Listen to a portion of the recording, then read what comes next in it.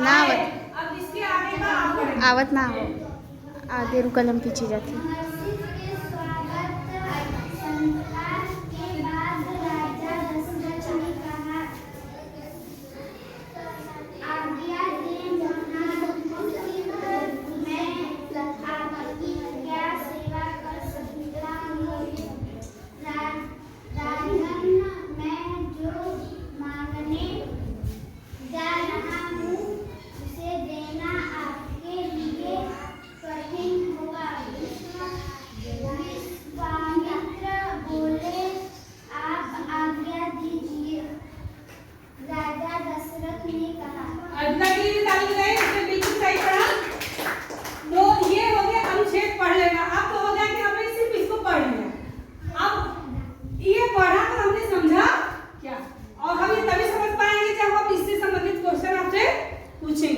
तब हम आपसे पूछेंगे कि आप लोगों ने इस पैराग्राफ को पढ़ के क्या समझा। तो पहला है अयोध्या में किसका राज्य था, जिससे हम पूछेंगे वो उत्तर बताएगा। बताओ अयोध्या में किसका राज्य था? राजा दशरथ का। वेरी गुड, ताली बजाइए। दरबार में मंत्रणा के समय कौन पधारा? आयुष लड़कों की तरफ से तुम बताओ। दरबार में मंत्रणा के समय कौन पधारा?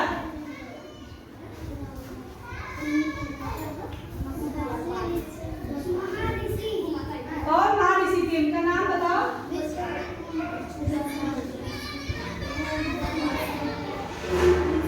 तुम बताओ।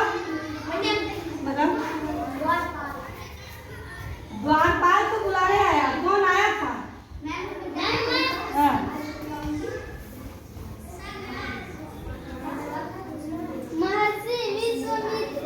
महर्षि विश्वामित्र। जब राजा दशरथ मंत्रणा कर रहे थे उस समय द्वारपाल आया, वो बताया कि महर्षि विश्वामित्र पधारे आए। कौन आया था? महर्षि विश्वामित्र। इंद्रेश थोड़ा इधर यहाँ आओ, मोबाइल लग समझवा। अब मुहवा दिखाओ, जीभ निकाल निकाल।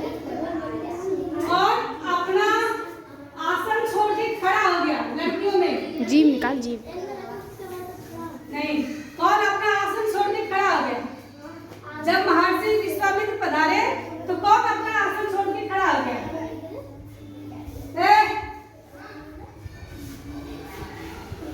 तुम बताओ। यस, अरे जब महर्षि विश्वामित्र दरबार में पधारे, अपना आसन छोड़ के कौन खड़ा हो गया?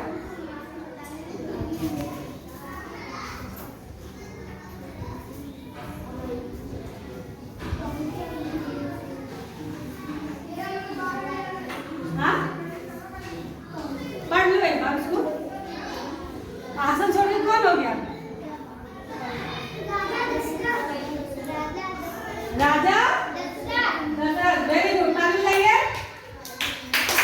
और राजा दशरथ की दरबार की मंत्रणा चल रही थी।